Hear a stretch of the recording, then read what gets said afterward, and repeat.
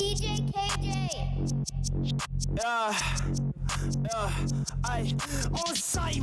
Hey, what is up? Not a newbie, back again with yet another stream. But today the format is a little bit different because we're gonna be okay. So for you guys who have been tuned in, watching for a while now, you guys know that I tend to be a little bit sporadic. I tend to not have a structure to these streams, and I also kind of not use. I don't always have a format, like some sort of like I don't know, rhythm to how I do my streams. But I'm trying to change that, adding a little bit more. I don't know, at least make it so that you guys kind of know what you're getting into when I kick off my streams. That said, this means that on different days I make different types of content. Today is going to be focused mostly on reading your guys' chats, reading your guys' messages, interacting with you guys, but also doing commentary and coverage on things that are going on in the world right now, as well as things that are going on online. And I mean, the internet is real life, so like, there's not that big of a difference. Oh goodness, we have a few things. Well, I have a few things that I want to go over, talk about, discuss. We have some big news, and those of you who are not super familiar, actually those of you who are familiar with me and my content actually might find this more interesting and might find this bit of breaking news a lot more surprising. Let's see, let's take a look at this.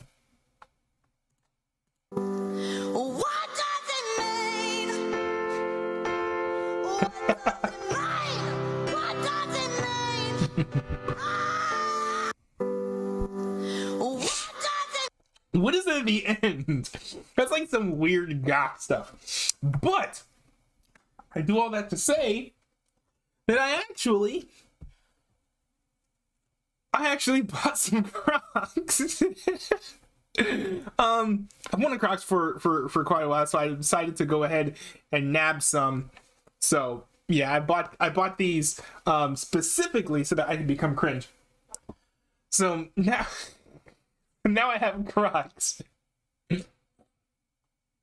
That's the huge, massive news. No, actually, I got Crocs in large part because I have one of them for a little bit, and they're surprisingly comfy. They're like way comfier than I expected them to be. Now, maybe I'm a little bit biased because I'm used to wearing uncomfortable shoes because my daily drivers are Vans, which are incredibly flat.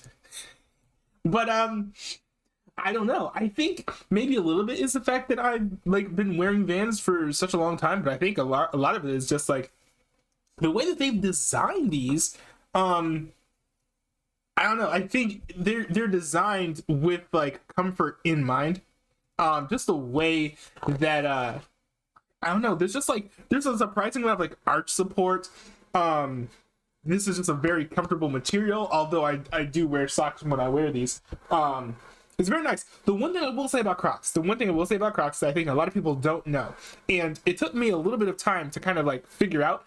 I think that these Crocs run half a size. So there's kind of a controversy, right, with these Crocs, because the Crocs, they only come in whole sizes. They don't come in like half sizes. So people who are like half a size, like let's say you're like size like 11 and a half or something, and then you can't get an 11 and a half Croc.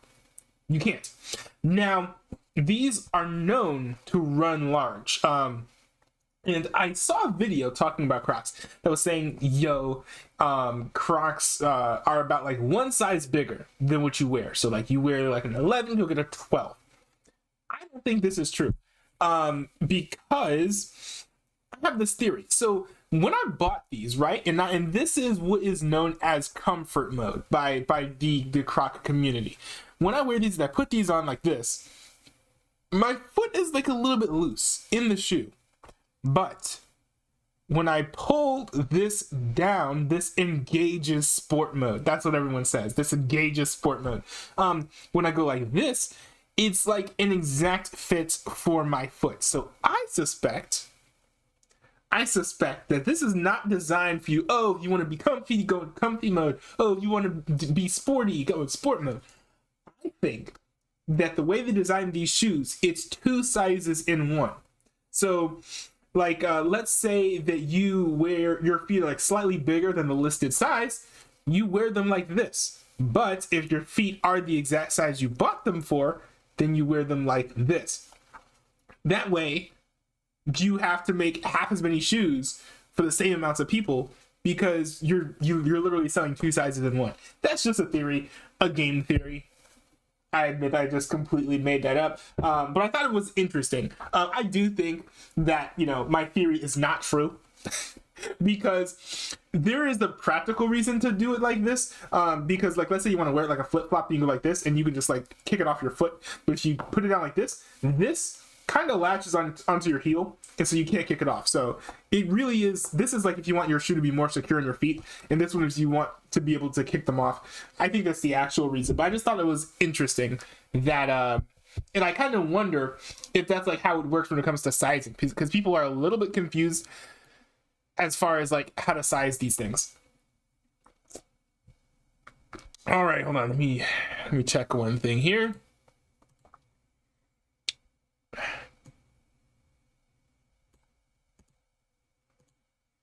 All right. Now, we have more news, and I will say that this news is not particularly lighthearted at all, but we have some news out of Fox 32. Well, this is news out of Chicago, and this kind of made some waves today. Let's get into this. And I'm Natalie Bumke. An audit of Chicago Public Schools finds widespread fraud and shocking sexual misconduct. The investigation by the Office of Inspector General focusing on the misuse of COVID relief funds and abuse of students. 77%. They're showing Lori Lightfoot. Is she involved in this? I've talked about her in my Discord before. She's widely known as not being a great mayor, but you know, this is talking about like misuse of funds. I think misuse of COVID funds. Part of me wonders if this started looking into the COVID fund misuse and then they ended up finding other stuff. That would be interesting to me. 77% of the nearly $1.5 billion in pandemic relief funds given to Chicago Public Schools were spent on employees' salaries and benefits, according to a 2022 Office of Inspector General report. I wonder if they had announced raises in light of getting the extra funding. That's interesting. The report finding schools and CPS departments were handing out atypical amounts of extra pay without proper documentation. Oh, okay. Well, it does not sound like this is a normal bonus. Interesting. The report says employees But hey, this is what's known as trickle-down economics. fraudulently clocked each other in and out of work. In one case, an employee received $150,000 in extra pay while he was fraudulently clocked in at school, but actually at a casino. In addition, yo, imagine getting paid for spending time gambling. Wait a second. Mr. Trainwrecks TV. I am not trying to come in your head here. Drama from my channel. Let's see here. It's 36 minutes, so you may have to find another day to do it. Let's see here. Trainwrecks TV. I am not coming for your head. Mr. Pizza says you'll be covering the Tion drama for my channel. It's 36 minutes, so you may have to find another day to do it. Let's see. There are a few things that I want to cover, but a lot of things I want to cover today actually aren't going to take a lot of time. I think your video might take me an hour to cover. So we'll see. I think if I end up covering it, it'll probably be within like 15 minutes or so, because there are a couple things that I know may take me a while to do. So I'm actually leaving them to like the end of the stream. So we'll see how that goes. But thanks for coming to the stream, by the way. What's up, man? We're just talking about how Chicago is paying. Chicago wasted a lot of COVID relief money, blew it on basically secret bonuses that these employees were not supposed to have. In addition, the report found administrators at an elementary school deliberately miscoded students who were truant so that their absences wouldn't count against the school's attendance rate. And in other cases, as in years past. Okay, hold on. I want to know what that says. Can you blame that on the school, or do you blame it on the parenting? Because it sounds like these kids are skipping school and they're not listing it because they want to hit certain quotas, right? That's kind of what it sounds like they're saying. Can you blame the school for that? Or is that something you would blame the parenting for? Because, you know, Mr. Chicago Pizza is one of those said in the chat. Areas It that's sounds kind good. of like known You're in for a wild ride with it. you know, having a lot of crime. When you have a lot of crime, you that tends to be a result of a lot of broken families. So I kind of wonder, and also like crime is just one way of acting out, like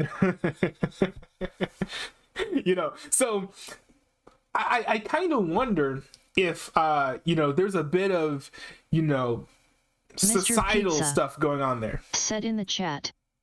Doing great. The report found some Was just children of playing on the CPS Naruto employees were Storm online improperly Minecraft signed up to server. receive free I'm or pretty reduced strong. price meals.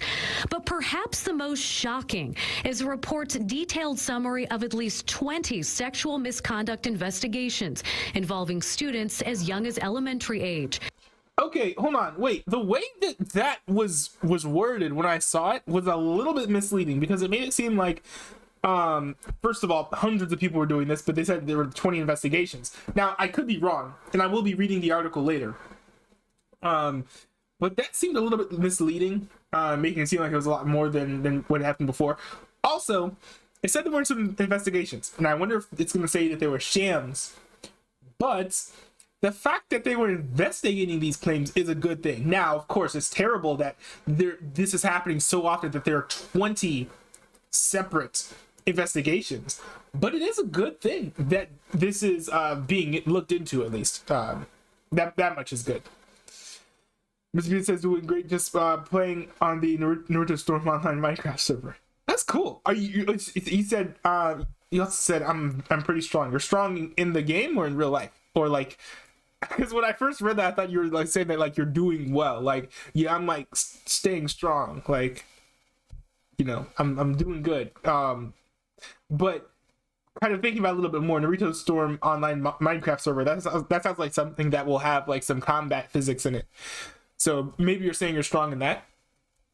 Complaints were filed against teachers, custodians, security guards, and school vendors. They included everything from being friends on Facebook to sexual acts on campus. In What? 2022. What? What is this? 450 cases were investigated by the Inspector General. Some resulted in firings and criminal charges. Okay, I mean, it's good that this did result in like criminal charges, but like, or for in many cases, but I don't even understand. It sounded like this was happening across all different types of levels of employment, because of just like all the different job types that were listed. So certainly not like a systemic thing throughout like one department. It was like, oh, all the gym teachers were being suspicious. Like, no, like that's not what was happening. Mr. Pizza. That's ridiculous. Said in the chat. Yet I'm strong on the server. Lots of RPG-like elements in it. That's cool. That's cool. Yeah, I play Valorant. I actually recently got Valorant set up on my computer. I still need to test it, but yeah, that's an RPG that I play with my little brother on stream sometimes. I don't know if you guys have seen me play it, but it's a great game. What in the world? 450 cases? I want to know over what period of time this is. Like, Mr. Pizza. Is this over like said in the years? chat. But the Tion drama is wild. Probably the most insane drama in a while. But is this like over the course of like years, or is this over the course of like a month or one school year or like one semester? Others were unsubstantiated. In response to the report, CPS provided us with a checklist of changes they've made already, as well as a statement which reads in part, as a district, we take seriously our responsibility to serve our families with integrity and to address individuals who breach CPS policies and the public's trust and hold them accountable. Well, I feel like the good move, the proper move would have been, because these 450 cases existed, right? They had already occurred. It seems to me like the proper thing to do would have been to go to the public and be like, hey, you know, this dude's being a creep, and publicly say that these things happened. It sounded like they went over everything, and where punishment was warranted, sometimes doled it out, but oftentimes swept it under the rug. It's weird. It's weird. Mr. Pizza said in the chat, the drama has been happening since like mid-December and carried on till now. Mid-December? Okay, well, it does sound like there's a good reason for that to be that long. I'm kind of interested. I am wondering, like, is this just like a normal thing? Because you guys tend to attract people who just like don't like you for some reason. But I'm wondering if it's like the normal thing of just like normal toxicity, or is this something new? Because I thought you guys were staying clear of drama. You guys had seemed like you were staying clear of drama, but now you guys are back in it. So hopefully y'all are all right. You're sticking to you're sticking to some good standards of how you guys carry yourselves. I was looking back at the making clips I'm doing it in Windows 7 Virtual Machine. Please do not do this to yourself, okay?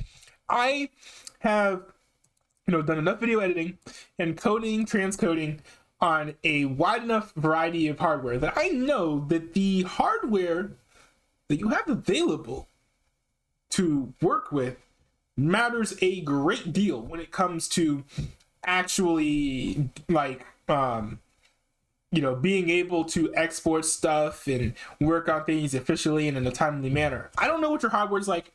Maybe you beefed up your hardware, but if you're running something in a virtual machine, you're literally running two operating systems at the same time. You're going to be using up quite a bit of like twice as much power as you need to, because you're running twice as many things. You're running two operating systems at the same time. But yeah, Windows 7 was great for how it did its layout. I think Era was kind of a little bit extra at times, but I did like the idea and the concept of having the translucent windows, and especially like around the edges, like at the top. I thought that was cool. But yeah, I think Windows 7, we need to go back to the days of Windows 7. Windows has become a lot more bloated ever since Windows Vista popped into the scene. That kind of sucks. I honestly think that Windows 7 was bloated, but it is the least bloated thing that you can get, and it was perfectly fine. We didn't need to upgrade to Windows 10. We really didn't need it.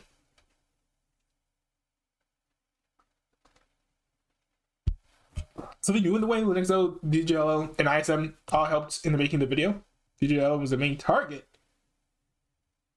Huh? All of us explain the whole stuff. Oh, okay, I see. Are you talking about the drama? Okay. I'll react to it then during the stream. CPS will continue to ensure our district policies and procedures support the highest ethical standards to ensure our value. Do you guys not have a procedure for like announcing when this stuff happens? Because this feels like something that would be very important to tell the public. I don't know how you could just be like, oh yeah, we did everything that we need to do. We're taking care of everything and following all of our protocols, and your protocols are garbage and you need to throw them out, because you can't just be like kind of covering up these very serious crimes by teachers of children.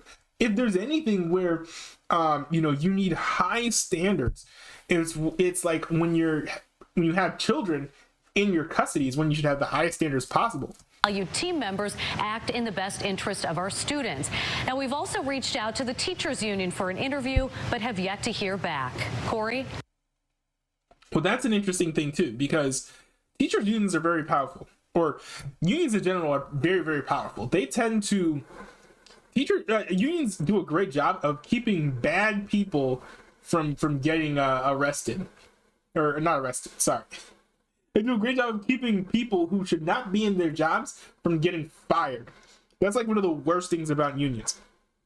Unions are all well and dandy, and they do protect jobs, but it's all fun and games until like you've got someone who's like really abusing their power. You see this a lot in the police office, in law enforcement, for example.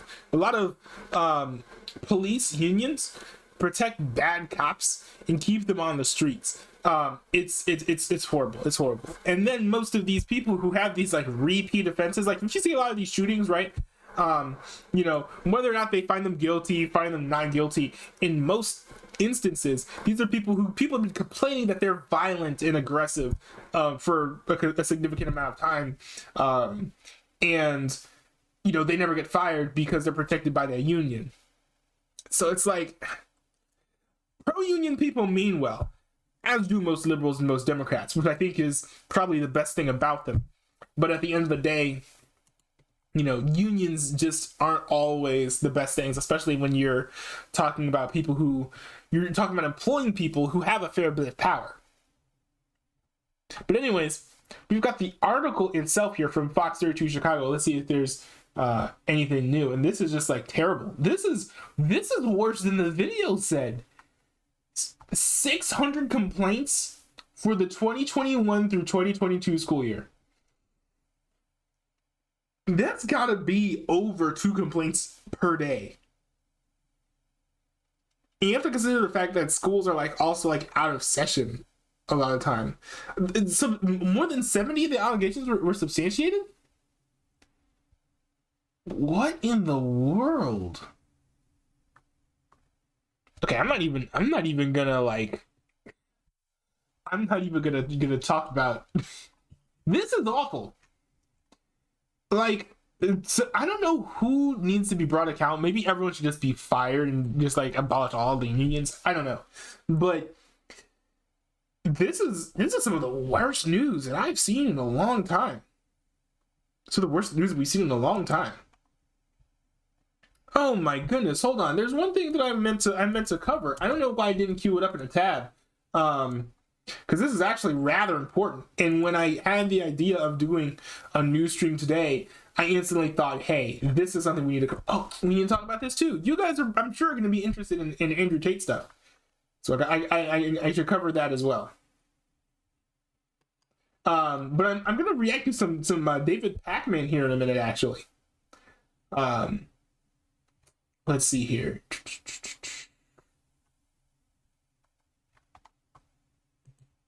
It's okay. So, in case you guys aren't familiar, I'm sure you guys are familiar, but there was a massively lengthy multi-day event in American politics that for once caused everyone in the country to stop in their tracks and actually pay attention to how their government worked. And many people thought this was a good thing, but some people thought it sucked. Surprisingly, most of those people happen to be in the mainstream media. Wow. But for the most part, a lot of people were just fascinated by the process. Basically, what happened was you had Kevin McCarthy, a Republican who was, vying for the position of the House Speaker after the GOP's minimal gains in the House over these past midterm elections. He was, trying to, get the spot that he really wanted. Turns out that this is something that he's wanted for years and years now. And now he thought that he had a chance to grab it easily. Well, not so fast, because you had 20 folks from the Freedom Coalition, which is kind of like a right-wing organization, who kind of they pledged some sort of agreement to conservative values or something. They coalesced. And they got enough votes to block Kevin McCarthy's run, attempt to get that House majority seat to preside over and kind of run the House. And so, the first vote didn't work. So they voted again. And then they voted the third time. And Kevin McCarthy is actually bleeding votes. He's losing votes. And this happens time and time and time again. Kevin McCarthy ends up losing like 14 times, I think. It took 15 votes for him to get this position. And this is in large part because this Freedom Coalition. Now, the mainstream media has kind of tried to smear the Freedom Coalition by saying that they're all like far right and alt right. And it is true that some of them are far right, some of them are alt right. Some of the ones who aren't even like alt right have flirted with, things such as like supporting January 6th. However, a lot of them are just normal conservatives who are actually trying to abide by, what they said. Because Kevin McCarthy is by no means your typical conservative. He is a lot more moderate. He's what many would call a rhino, which is Republican in name only. He's not known for really standing up for conservative values. He's known for selling out to the Democratic Party a lot. So, as people opposed him, Matt Gaetz and Lauren Boebert were two of the main people opposing him. And, one thing that's interesting about this whole process, I just got to say, before we get into what Matt Gaetz and Lauren Boebert reveal about what Kevin McCarthy had to do in order to get their support, I just think it's really, really interesting. I think that this kind of revealed who, the true actual conservatives are. So for example, Marjorie Taylor Greene, a lot of you guys probably, especially I think a lot of my viewers are left wing, right? A lot of y'all are lefties. So you guys would be surprised. Marjorie Taylor Greene supported Kevin McCarthy staunchly from the beginning and all the way throughout the end. And her excuse kind of was, oh, well, he's Donald Trump's boy. Donald Trump picked him. Well, that doesn't really excuse you supporting someone who is a rhino. So I think that kind of, revealed Marjorie Taylor Greene as being somewhat of a shill. So I find that kind of interesting. But a lot of people were wondering what exactly were these concessions that Matt Gaetz and Lauren Boebert, what were they promised that got them to receive Kevin McCarthy's, or what did Kevin McCarthy give up that allowed Matt Gaetz and Lauren Boebert to be like, okay, we want to go ahead and vote for you now, or at least kind of stand out of your way. Because the way it worked was they voted present, which lowered the threshold and allowed Kevin McCarthy to win. So they sat down and talked with Laura Ingraham, now of Fox News, previously of Premier Networks and Westwood One, doing talk radio terrestrially. So they sat down with Laura Ingraham to talk about what it was that was agreed to. I heard some stuff about what was agreed to. I haven't heard everything, so this will kind of be interesting and educational for me because I'm hearing about this for the first time. It's language used to describe, among others, my next two guests, both instrumental in gaining concessions from newly minted Speaker Kevin McCarthy. It's just that fight night moment where some dude comes and wraps his hand around somebody else's face. That was an interesting moment. Joining us now, Florida Congressman Matt Gaetz, Colorado Congresswoman Lauren Boebert. Great to see. I gotta say, Matt Gaetz looks like a 3D rendering of a parody of a politician here. I just gotta say, maybe it's the camera quality. I don't know. See both of you, Congressman Gaetz.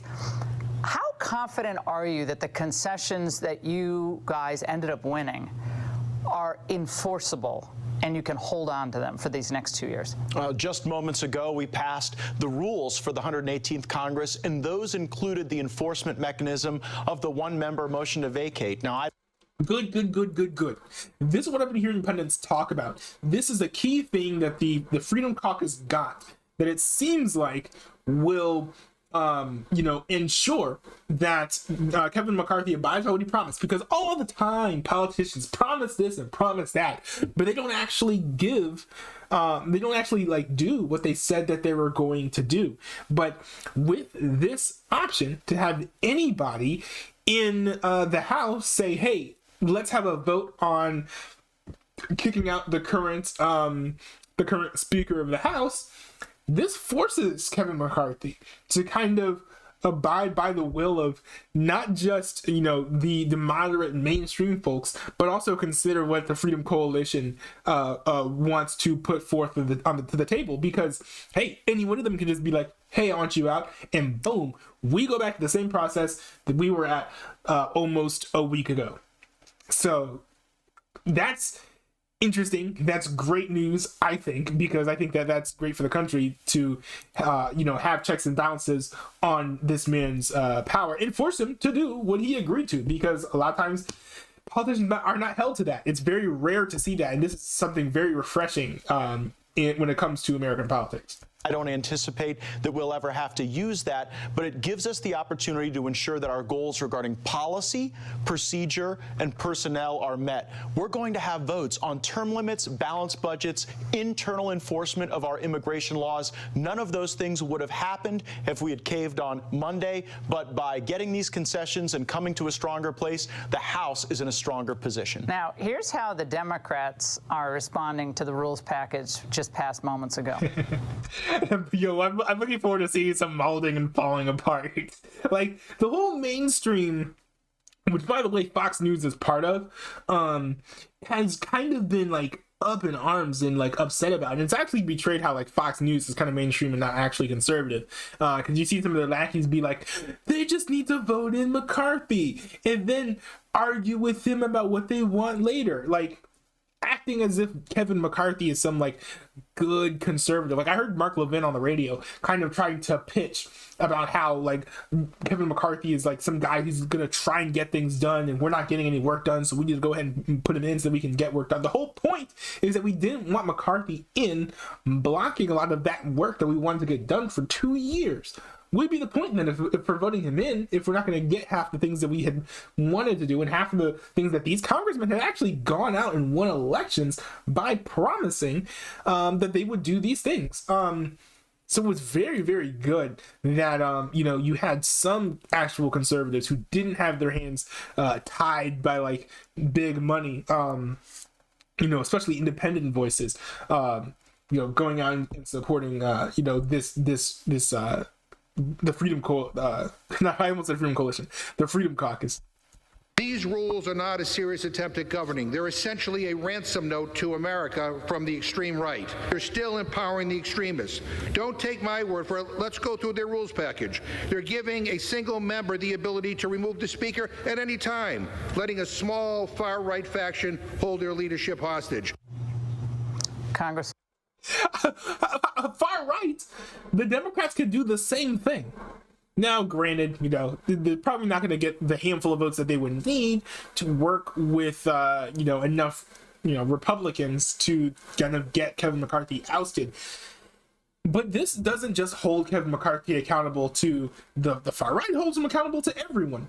Because anyone at one time, anyone at any point can just, like, throw out the yellow flag, call a penalty. Someone? It's all your fault. Apparently, that's usually what the Democrats like to say. But this empowers every individual member of Congress, even the Democrats. That single member motion to vacate is for them as well.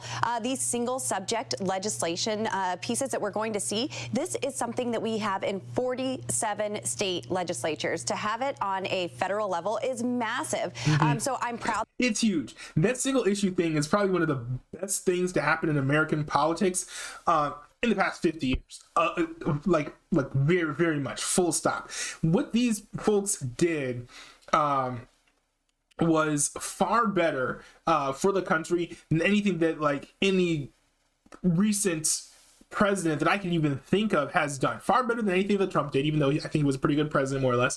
Far better than anything that George W. Bush did, for sure, and Obama as well, Bill Clinton, all those folks. This is, like, one of the greatest leaps and bounds towards making great political progress, change, and not just that, this is really at the core reform to how the political system works in Washington. That we took a few extra days to make sure that we get this right. It may look like chaos and dysfunction, but I'm a mom of 4 boys. That's a part of my everyday life. And really, last week was the most productive week I have experienced in Congress. People really saw behind the curtain of what happens in Washington, stuff that I've been railing against for 20 plus years, 25 years. And one thing it kind of, like, revealed how a lot of the mainstream folks or kind of just like shilling and trying to actually not let this progress get done, not let anyone see what's going on behind the scenes, because as people were kind of looking and they were like, okay, well, the guy I voted for is actually doing what's, what I voted him in to do. He's actually like trying to keep this person who's a rhino kind of like out of power. Or on the other side, you saw a lot of people being like looking and being like, hey, I voted for this person. I thought she was a conservative, but here she's on the phone talking to Donald Trump, kind of just like sucking up to him and supporting this rhino just because Donald Trump told her to. Well, that's not what I voted her in for. I voted her in to be a conservative, not just to be a mouthpiece for Donald Trump within the House of Representatives. So as a lot of people were seeing that, I think that the mainstream is getting a lot more aggravated, because the mainstream wants to funnel to you what's happening. They don't want a lot of other people kind of interfering with their messaging. They want to be your intermediary between what's happening. If you want to know what's happening, they want you to go through them. They will tell you what they want you to know. But with the increased transparency, C-SPAN was streaming this event live on YouTube to tons and tons of views, rivaling views that I've seen of like Tim Pool on YouTube, who is like the biggest political streamer on the platform right now. So just with all of these factors coming into play, the left getting mad that people are actually getting more transparency into the government, as well as like the mainstream media, including like Fox News, all very, very upset. Especially when it seems like we're moving towards a more conservative government rather than a moderate government, which the media generally will always try to coalesce and move politics into a moderate position, which makes sense. Moderate politics is a lot more palatable and a lot easier to support. So of course it's going to be what's supported in mainstream messaging. But all of that to say that it kind of just exposed, a lot of people who things were transparent. It was very transparent what was actually happening. And then you line that up with the mainstream narratives, and you really got a chance to see how there's just such a big disconnect a lot of times between what's actually happening and what the mainstream narrative is. These omnibus spending bills, nobody knows what's in them. It's just junk in the kitchen sink thrown in.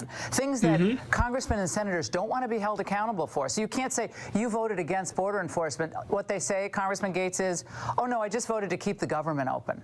That's essentially what they do, correct? Well, and the whole sum of this movement was to ensure that never again would we be forced to take a vote on something like this omnibus legislation. And I actually think this will make Kevin McCarthy stronger as a speaker, because in negotiating with the Senate, he'll be able to say, I'm sorry, the House rules don't allow us to consider things that aren't germane or that don't... No. I mean, he's not telling the truth here. It does tie Kevin McCarthy's hands. He doesn't have the...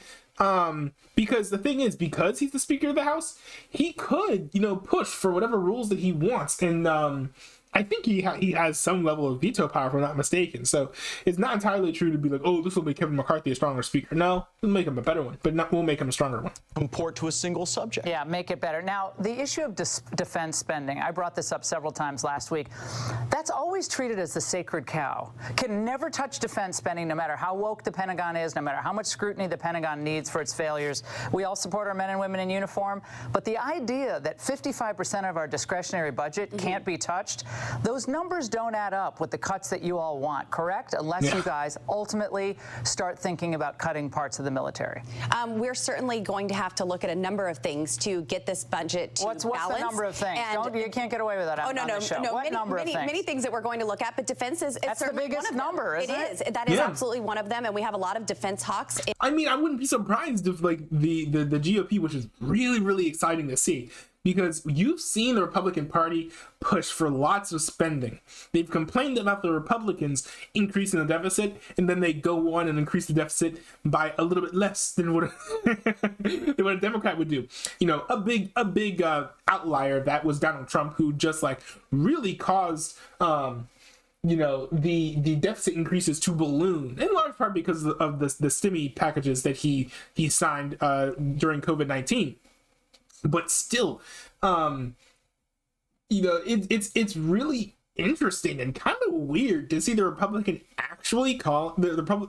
Party actually calling for a smaller government that spends less money. I can't remember the last time that we've seen that in American politics from the Republican Party writ large. In the House of Representatives that are probably going to put up a fight for that. But we have to have a budget that actually balances, and that's what this Congressman rule Gates is on that. Forward. That's the defense issue. That'll the be hawks interesting in the Republican Party. Because I don't think we've even had a balanced budget since Bill Clinton. I think he was like the last person to lead the charge towards having a balanced budget. So that's kind of interesting too. Some of the Democrat Party are saying, no, no, no, no, no. You can't touch that. I heard the comments even tonight. You can't touch the defense. You're being irresponsible with national security. The Wall Street Journal had a very powerful piece today. National security is at risk with what you guys did. I represent the district that And here again, we have the mainstream media trying to oppose these conservative policies. Right? He's trying to push back. You guys are bad. You guys are being bad boys for trying to shrink the government, for trying to shrink the Department of Defense. Nobody cares. We all know that we're spending way too much money. If we weren't trying to run our eyes and do pseudo colonizing, then we wouldn't even be in a situation where the Department of Defense is spending this much money. We spend so much money to protect countries that won't spend a dime on their own security. I think that might be a good portion of what the DoD might be involved with. Like, there's just so much that we spend money on that we really don't need to spend money on. And the government's just become so bloated. And the mainstream is always going to be pushing for having bigger government, more robust government. The Republicans on places like Fox News might be like, oh, well, you know, it is bad for Democrats to make the government bigger, but I mean, they're not going to say a word when other Republicans want to do the same thing, like Trump. You never really saw Fox News report on how much Donald Trump contributed to American spending. Did you? No. So Fox News is just kind of like hypocritical when it comes to their stance on spending. It has the highest concentration of active duty military in the country, and we can defend this country and project power more efficiently and more effectively than we do. President Trump was the first president to demand an audit of the Pentagon, and they couldn't pass it. He didn't cut defense Well, we spending. got an audit so we show where they fail to actually deliver on some of the authority. And how about we start with Ukraine before we reduce God. before Don't we even get me reduce started. what we do for Yo, that's crazy. We have spent so much money to Ukraine. We've probably sent enough money like to where if we like transferred all the money into cash, $1 bills, it would probably completely smother the entirety of Russia as if it was like Pompeii Part 2. Yet we've spent like $3-4 billion over the past like 3 months on Ukraine. What has Ukraine done with the money? Where is the state-of-the-art technology and military weapons that they've built with the most recent spending package of money that we've given to Ukraine? What is their next military strategy for the next 2 weeks to beat Russia? What have they done in the past 2 weeks to beat Russia? What are the most recent gains that Ukraine has made in the fight against Russia? We don't know. The news is not covering this anymore. It's almost as if not much is happening, not much is changing, and $4 billion isn't going to turn the tide, because I don't know what Ukraine is doing with the money, but it doesn't really sound like they're using it. It doesn't really sound like they're using it to win the war. And I know that's kind of a sidebar. I'm kind of getting stunlocked by my own, stunlocked by one sentence that Laura Ingraham said. But yeah, that also is like a frustrating thing. We're spending like way too much money. Way too much money. For our troops, I think it's a pretty easy case to make that some of this money that we send to Ukraine without requisite accountability should be the first place for reduction. All right, we got to play this video. This was the real dramatic video on Friday night. So we were live 10 to 11, and all this stuff was happening an hour and minutes after we got off the air. Oh, yeah, It's one of the most talked about crazy moments. McCarthy comes over toward you. You see it gets heated. Lauren, is that you right next to us? Yeah, there are you. Now, Fox News reported that you appeared to mouth the word committee during this exchange. I guess you had a lip reader. Congressman, the world wants to know what was said here. Yeah, Come I on, want to know this is a what pivotal was said. moment. What was said? Well, this was a matter of timing, and those of us who had withheld our support for Speaker McCarthy wanted to move as a group. We thought it could be a unifying moment. I'm glad that, to Speaker McCarthy's great credit, in the final moments he made the requisite concessions to bring our team together and put us in a great position to do what we did tonight, vote to get rid of 87,000 IRS agents. So I think that, you know, the imperial speakership is over. Nancy Pelosi will be the last imperial speaker, because now we're going to unlock the potential in all the members, and I'm glad that Speaker McCarthy saw it that way. Now, I also saw that you both were talking to various Democrats during the process, and you especially were talking really interesting. That was cool to see. Congresswoman Jayapal and others. Was there any thought of a deal with Democrats during this process ever? Absolutely not. I was actually. You look pretty cozy talking to the Democrats. Nothing wrong with that. I mean, they're fun people, just like Republicans. If you want to know what I was talking with Congresswoman Jayapal about, it was about the big tech legislation that I supported with her to break up these companies, and we were talking about, during Republican control, could we get those bills to the floor that Nancy Pelosi wouldn't bring to the floor while her husband was trading big tech stocks? Could you work with some people on the left on some of these issues, Congresswoman Boebert? Because, you know, you guys are vilified. Right. You know, people were tough on you last week. I was kind of tough on you last week, but there were a lot of great things that were done because of what you guys did. Now that the dust is settled, they're going to pretend that that they're all fine now. Everything's fine now. But the mainstream media was very, very vicious against these folks. I can't believe that more people didn't see through Fox News's coverage of this whole situation. Had to hold out on this stuff. So could you guys work together? I believe that the Congress is going to be much stronger than it was going into this, the Republican Party, and we will be able to work with some Democrats. Good. There were many Democrats who campaigned on conservative values, and I want to hold them to it. They were talking about securing a border and reducing inflation and energy independence even, and this was a battle in a lot of elections that we were seeing. So I want to hold you'd be surprised at how bipartisan having border security is. Like, that's looking at a lot of these people's campaigns. You may be surprised. Now, maybe it's just a lot of local people at local state levels tapping into the needs and wants of the voters. But I mean, I found it kind of heartening. Hold them to those promises and bring them into the committees and have these discussions to actually move things forward. That would be and get ironic. America back on track. Yeah, that would be ironic if it were more bipartisan as a result of all this. Right. We'll see. Yeah, that's true. That was great. That was cool. Now, I'm not the biggest fan of Matt Gaetz, especially considering, he's got the whole allegations against him, which he couldn't even properly rebut, which I think is the biggest red flag when it comes to giving getting accused of stuff. Like, if you can't even plainly say, no, I didn't do it, I think that's probably one of the biggest red flags that you can do. But still, I think that what they've done here is great and commendable. So I'm really excited to see how things shake out and what the GOP House does moving forward. All right, let's see. Before we move on, let's see. I know that Mr. Pizza is still in the chat. I'm probably not gonna get to the video that he made because it's just way too long. I'm not gonna spend that much time. Well, not just. It's not just a time thing. I'm not gonna spend that much that high a percentage of the stream talking about just one video. I think if I'd started when I had planned to start initially, I definitely would have reacted to the video, but it's like 40 minutes long. And it's already like 11:20. Like, I can't spend like the rest of the stream covering just one video because there's so many interesting things. So many interesting things to get to. But let's see. I know I do have a commentary stream scheduled for Thursday, so I might be able to cover it then. But yeah, I think in the future it's easier if you make your videos a little bit shorter and be a little bit more succinct.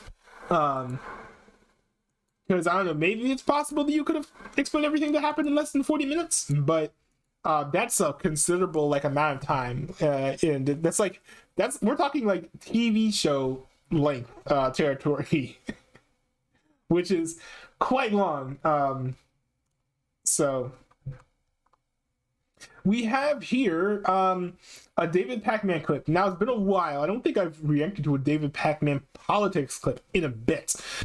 But here he's talking about who the potential folks who could run for president in 2024. I'm kind of interested to see who he talks about, because I have a couple people that I'm kind of vying for to run for president in 2024, and one of them used to be a Democrat. I was about to say is a Democrat, but she recently left. I'll discuss her in a bit if he doesn't mention her here. But I'm kind of interested to see who he thinks the front runners are for the GOP in 2024, and what he thinks about them versus what I think about them, because I think it'd be very interesting. I haven't seen enough of David Pakman's political content, so we'll see. I want to talk about 2024 and 2024's possible Republican contenders. I'm not talking about Donald Trump here. Donald Trump is running, at least for now, unless he drops out. I'm talking...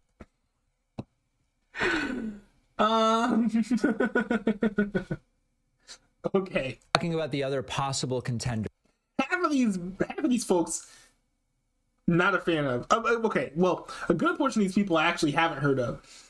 Half the people I have heard of, no, just no. And I'll talk about why as he goes through each and every single one of them, because this guy is saying he wrote scary in all caps. So I'm assuming that he has his diaper on, that he's, that he's going to be quaking in his boots on this one and explaining to us how every single one of them is terrible.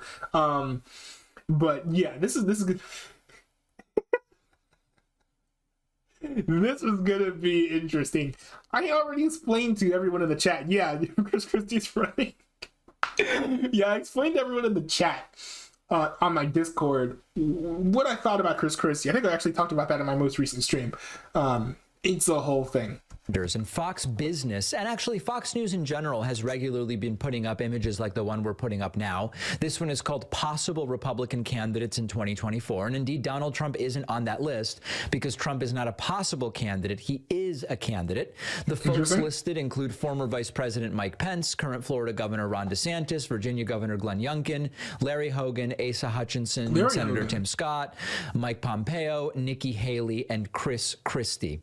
And what's really interesting about this list is that it's a really scary list, and I thought let's just talk a little bit about the people that are sort of considered contenders to be Republican presidential nominee, at least hypothetically, and think through how extreme the party has gotten. At the end of the segment, I'll tell you who would be my choice if I wanted to limit damage to the country. Extreme. None of these people are extreme. DeSantis, many would say it's extreme, but that's just because the Overton window's been shifted. None of these folks are actually extreme. So I think it's kind of funny. To be Republican presidential nominee, maybe some of the people that I haven't heard of before are think through extreme. how extreme the party has gotten. At the end of the segment, I'll tell you who would be my choice if I wanted to limit damage to the country, and I'll tell you in a moment. You've got Mike Pence. Mike Pence, wildly against abortion, skeptical about climate change, has a history of opposing LGBT rights, wants to build that wall with Mexico, has been against Obamacare, never mind. Like, all of these things are just like very normal, like right, like conservative views. I love how he's pitching like being a conservative as like extreme. It's kind of funny. Stronger healthcare programs than Obamacare, seems very interested in religion more and more officially playing a role in civil government. Now, here is where things start to get extreme. Now he does have a point here. This is where the religious right comes into play, where people are, Christians in politics are now more actively trying to turn America into a theocracy. Many times before, I've come out in opposition of doing such things. I do think that we need to take religious values and maybe put them into the government where they apply, but that doesn't mean that the government should force everyone to live like Christian godly lives, if that makes sense. So yeah, there's that. So I think that, of all these things that he's listed, it's not hit and miss. It's miss and hit occasionally. And there's 7 things that he said about this guy, only one of them is extreme, but I gotta give him the points. Gotta give him the credit where the credit is due. And also, just on a personal level, is kind of a moron in the sense that even though Trump's supporters were calling for him to be hanged, he still doesn't totally denounce Trump, although he kind of has, and he said, I think we'll have better candidates or whatever. Yo, this dude is condemning the guy for being civil. Like, I think the biggest thing that Mike Pence, it's kind of sad actually, because Trump is so uncouth, so often uncivil in his speech, that I think Mike Pence tries to overcorrect by being like the nice guy. And I think, you know, what is it, like nice guys finish last, no one likes nice guys. That's why Mike Pence can never win a presidential election. However, this is just him overcorrecting. You know, he has opposed Donald Trump's like extreme views. He's constantly gone out talking about how January 6th wasn't great. He condemned it multiple times. I think while vice president, said he doesn't believe that the election was stolen. He is, you know, very much a he's opposes conspiracy theories, unless you count not believing in climate change as a conspiracy theory. But it's a very mild one, a very popular one. Kind of hard to pitch as a conspiracy theory. That's like it. Like the guy, he is just very nice. He refuses to say bad things about people, and so he feels like going out and saying that he's like anti-Donald Trump wouldn't really do anything. And he's right, because no one cares if he supports Donald Trump or condemns Donald Trump, because Mike Pence is Mike Pence. If Mike Pence runs for president and wins, it doesn't matter whether or not he likes Trump. Who can? No one cares. I feel like this is like a whole like school, like middle schoolgirl thing. We're like, oh, well, do you like Katy Perry? Or do you like Taylor Swift? Oh, or or whatever. It's like, you know, it's like, oh, you can't pick. You have to pick a side. You have to pick a side. You have to let us know if you like Taylor Swift or if you like Katy Perry. Like, no. Leave me alone. I think that's what Chris Christie's gonna do in this hyper polarized media climate. That's just not gonna fly. But anyway, he's just too nice. I think he's too nice to even destroy anyone in a presidential debate, even though he easily could, because he has like the mental wherewithal. Just it's very frustrating, because policy wise, Mike Pence has some great ideas, but he's just like such like he almost acts timid at times, and he doesn't have like the strength to say things with his chest when he really should. It's just a guy who, like, we all know that he opposes Donald Trump, but he'll never say it, like that sort of thing. Has, and he said, I think we'll have better candidates or whatever. It's just a guy who is both spineless and has some of the worst political views. That's one alternative to. Okay, you know, he's putting everything here as like a value statement, right? The political views are terrible. Well, he disagrees. I think it's fair for him to disagree, but I don't think it's fair to say that he's spineless. He's never flip-flopped on anything. What did he flip-flop on? He's been the same from the day that he was announced as the running mate till today. He has not like switched his views on anything. Donald Trump switched his views on a lot of different things, unfortunately. And that's why a lot of people don't trust him as much. A lot of other folks, even folks on that chart, have changed their views on things. Mike Pence is actually one of the most steadfast folks you'll find politically. But I just don't think that the presidential job is right for him. In part because, you know, he's part of the religious right. That certainly doesn't help things. But just in general, he's just not a great choice as president. Trump for the Republican Party. Okay, it's pretty bad. Then you've got Ron DeSantis. Ron DeSantis, whose record as Florida governor, is one of very fire. One of the most successful governors that you've seen in a while, and I'm pretty sure it makes this guy angry. But it's true. Regularly signing into law bills that restrict abortion in Florida. Loves restricting abortion. Very good. Regularly weakens gun laws in Florida at every opportunity. Supported repealing the Affordable Care Act. Has a horrible environmental record in. I'm absolutely love how this guy is spending the whole time trying to say, look at how terrible these people are. And he's just making excellent cases for voting for them for president. I was kind of a lukewarm Ron DeSantis, like, oh, he's like the best we have type of dude. But now I'm like, hold up. This actually might be someone I can roll with. In Florida, loves fossil fuels, opportunities to... Fossil fuels is like the cleanest natural gas that we can really use at the moment, unless you have the scale to do hydrogen. I hear great things about hydrogen. I think like Norway's done hydrogen at a pretty big scale. I think hydrogen is actually probably going to be the future of clean energy, but that's beside the point. Fossil fuels, very good, far greener than electric. Use more fossil fuels and make it easier to use fossil fuels. DeSantis loves it. And in addition to that, DeSantis is arguably more competent than Trump, and as a result could be extraordinarily more dangerous if he became the president. That's true. And you know what? That's what I like.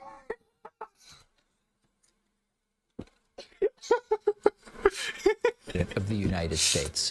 Then you've got arguably one of the slightly less extreme people on the list, Larry Hogan. But you look at his record, and it's horrifying. Against abortion, as most of these people are. Against the Affordable Care Act, tried to repeal the Affordable Care Act, supports the oil and gas industry, backwards, just totally backwards, and we're supposed to see him. These are good things. I love being backwards. It's my favorite thing to do.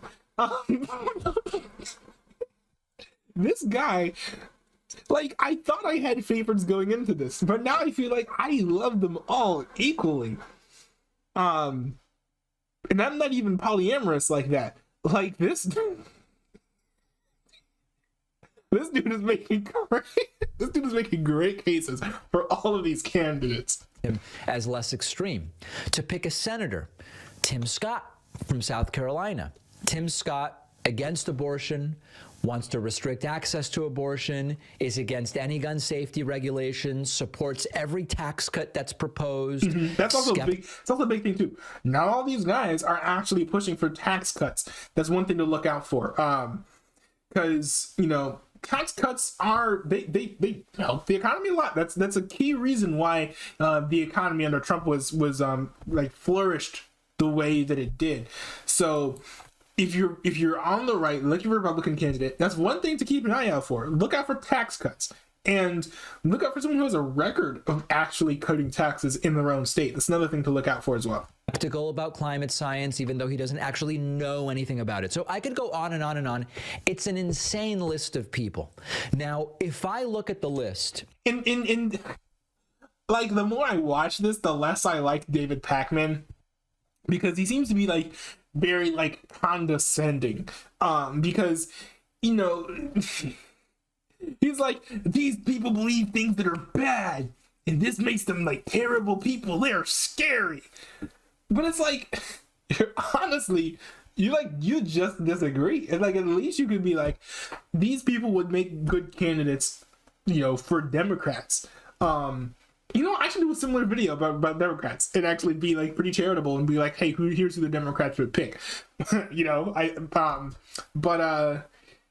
just think he's like very, you can actually see like inside, he's just like, every single one of these people is actually conservative. Oh no.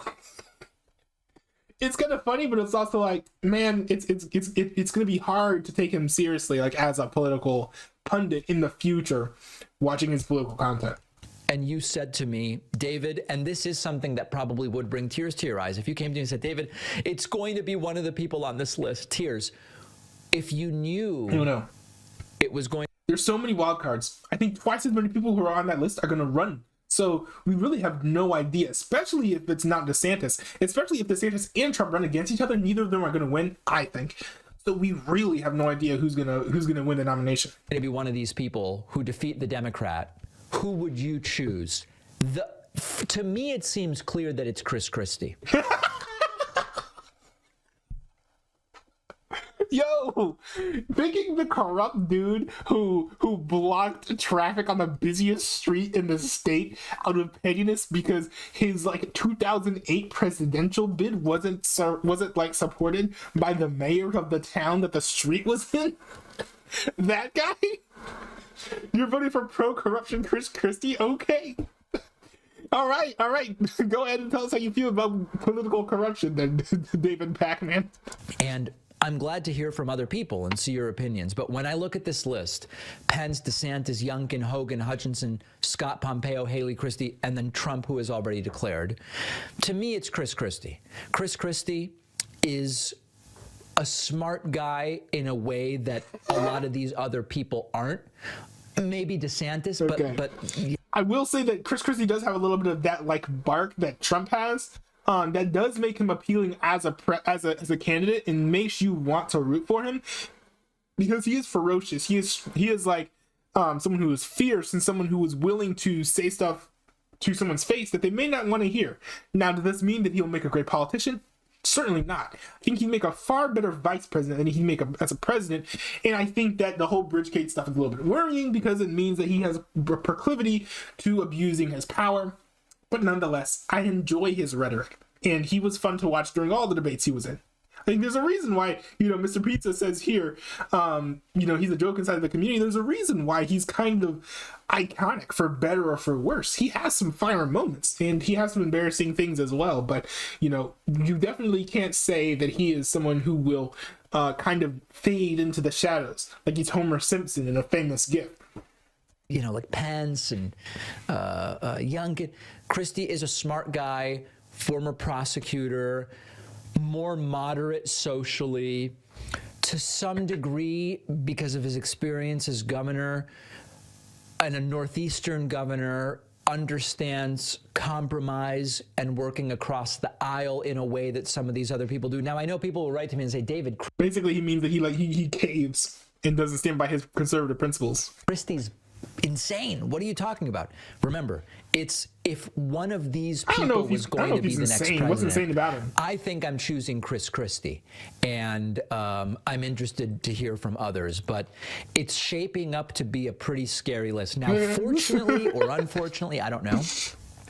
If whoever wins the GOP nomination, terrifies David Pac-Man to the point where he has to change his pants live on air, then I think we know that the GOP has picked a good nominee. This is like the best barometer, I think. If David Pac-Man is like, oh no, then we know he's going to be a great GOP candidate. That's kind of the vibe that I'm getting here. Names like Don Jr. are sometimes thrown around. Don Jr. would be a terrible choice. Please, no. That guy is like a walking infomercial, and he seems like someone who's like always trying to like sell you a scam. So just like from a personality standpoint, not really going to work. Second, he stands by Donald Trump far too much when Donald Trump really at this point, he's just kind of like a rhino who talks like a talk radio host. Like it doesn't really work, and it's not going to lead him to long-term success. He's already been pushing these failures time and time again, where the midterm loss is not enough for you. Well, guess what? Now you had Kevin McCarthy, who lost the vote 15 times or 14 times before winning it finally on the 15th vote. That was another one of Trump's picks. Something should maybe go off in the heads of Trump supporters that maybe Trump is not the winner that he projects himself to be. They're not showing up on this list, at least not yet. And I think we should probably be happy about that. Did you know? Interesting. Well, you guys want to know who my favorite candidate for 2024 is actually? It's Tulsi Gabbard. The main reason that that Tulsi Gabbard is my favorite right now is because I know for a fact that she will put in pro-life legislation. I know that a lot of conservatives say, "Oh, I'm pro-life, I'm pro-life, I'm pro-life." I was looking at every single one of these candidates, and I give Democrats, all Democrats, a chance. I watch every single Democratic, debate when it comes to the nomination process, and I'm like, okay, I'm willing to hear what you have to say. I listened to Tulsi Gabbard, and I'm not kidding. even comparing her to the conservatives, he was more pro-life than them, because they were all like, oh yeah, I stand for, for life, and I support the rights of the unborn and all this stuff. And then when it came to, oh, what are you gonna do in favor of the unborn, the answer was, oh, I will support a Supreme Court nominee. Now, to Trump's credit, he did do this. But Tulsi Gabbard would have taken a step further. She wanted to day one of her presidency, she wanted to sign legislation that would ban third trimester abortions, which is amazing. And it's crazy that we don't see Republicans, conservatives coming out and saying that they're going to do the same thing. I think that's absolutely crazy. Why don't we have that as a standard for what Republican candidates should do? She's out Republicaning the Republicans, which honestly, with a lot of Republicans, it's kind of a race to the bottom to see who could Democrat the most. Which is kind of what we saw with all of those 200 some odd people who voted in support for Kevin McCarthy. But still, that alone, and also she's very much anti-war, which is a big thing. I kind of support that too. I'm not on the whole social justice, anti-colonialism kick, but I do think colonialism is bad. I think we're kind of doing soft colonialism by putting military bases on every country that has the space for it. I don't think that's right, and that's a waste of money. It's just not a good policy. So, Tulsi Gabbard, she used to be in the military. She understands these issues, and she's like, no, we don't need to do this. We need to cut the spending when it comes to these types of things. And that's wonderful. That's wonderful. So I think that she's someone who, especially she'll get along with a Freedom Caucus. She could be a great president. I think other than that, my runner-up would be, I think it's really close.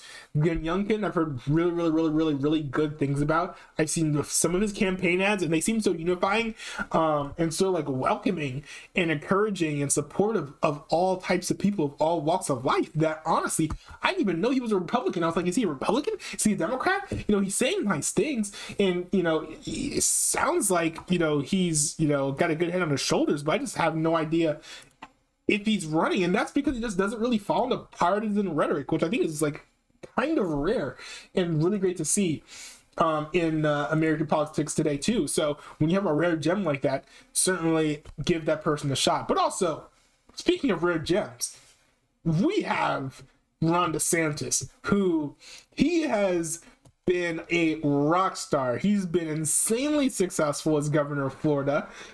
He's single-handedly in very few years made Florida one of the best states to live in. It's kind of crazy the amount of transformation that he's been able to do, and the amount of success that he's been able to bring to the state of Florida with very little time. It almost reminds me of Trump's presidency, but honestly, Ron DeSantis, as great of a president as Donald Trump was, he did do some great things as president and did bring America into a great place politically, socially, and economically. Maybe not socially, but the mainstream media, whatever. Ron DeSantis is twice as good and twice as effective in half of the amount of time as Donald Trump, and it's just insane to me that that we actually have someone with that great of a track record running for president. I can't think of the last time there was a governor who was this successful, in their state. That just blows me away. So, those are kind of my three favorites. You got Tulsi Gabbard, and then tied for second, you have, I don't know if it's tied. You know what? I'll give that to Ron DeSantis. We got Tulsi Gabbard, then we have Ron DeSantis, and then in third place, we have Glenn Youngkin. Those are my three favorites. Now, of course, the Democrat Party does not really have a deep roster of folks who are going to come out of the woodwork. We know a few losers are going to pop up, specifically Beto O'Rourke. That guy tried to use remember the guy who tried to use let me go and grab and play the clip, because this is the guy who tried to use the shooting, a mass shooting of children, for political clout. I'm not even joking. Hold on, let me pull this clip up real quick. And you know, he's not, you know, physically particularly physically unique, so I didn't know that it was him. But the guy literally he tried to use it for clout and it didn't work. Here's the moment where that happened. In a way, is a victim here, and I was provided their number to give out to you publicly.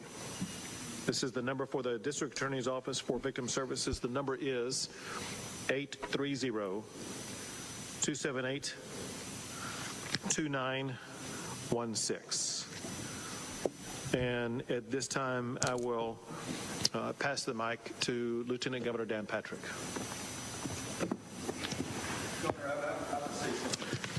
Excuse me. Excuse me. Excuse me. This was shameless. Sit down. You're out of What? line and an embarrassment. Sit down and don't play. What the heck? What? No, you need to get his ass This is really sad. Talk this over. This is totally predictable when you... Sir, you're out of line. Sir, you're out of line. And yeah, it went on. This guy literally tried to use dead children as a political prop. Very shameless. And yeah, so I think that his candidacy is not going to go well. It didn't work for him last time. Let's see. You know what? There were so many other things I wanted to cover that I just don't have the time to react to. Got a lot of interesting things on the docket, but hey, that's what the Discord's for. I have a whole react requests channel just for that. You know, we have some crazy drama. Mr. Pizza in the chat mentioned, what was the name of that dude? Started with a T or something. Tion drama. I don't know exactly what it is, but based on what you guys have said, it's kind of interesting and kind of big news. And you guys are in. So if I have time next stream, I'll be covering that. I know it's kind of long, but if I start early enough, then I'll be able to react to it. All types of things. Crypto Zoo ended up getting released. It actually works. Not clickbait. Is it clickbait? Maybe it's clickbait. I don't know. I'll be reacting to it and then playing Crypto Zoo next stream. What do you guys think about that? Also, we have the promised quiz coming up. Okay. Yeah, man, this is stupid. You guys sometimes want me to do the cringiest things on stream. Mr. Pizza. Which you know makes sense. Awesome, thanks, Giga Chat. Of course, Mr. Pizza. Oh, sorry, I accidentally scrolled all the way up. He said, "Will you be covering any of the most critical clips on stream?" No, not this stream. I started my stream too late. As y'all can see by the runtime, I only had time to do like an hour bit of coverage. Now, I was able to cover a lot of the political news I wanted to hit on, which was good, but there were some fun cultural and meme things I wanted to talk about too. You know, Andrew Tate, I wanted to cover some stuff with Andrew Tate, but honestly, the longer I wait to cover the Andrew Tate stuff, just the more interesting it's gonna get. So, because there'll be more developments and more updates on like the court case and everything. So, but anyways, I'm gonna head out. Peace out, y'all. Thanks for tuning in. I'll see you guys next stream. Peace out.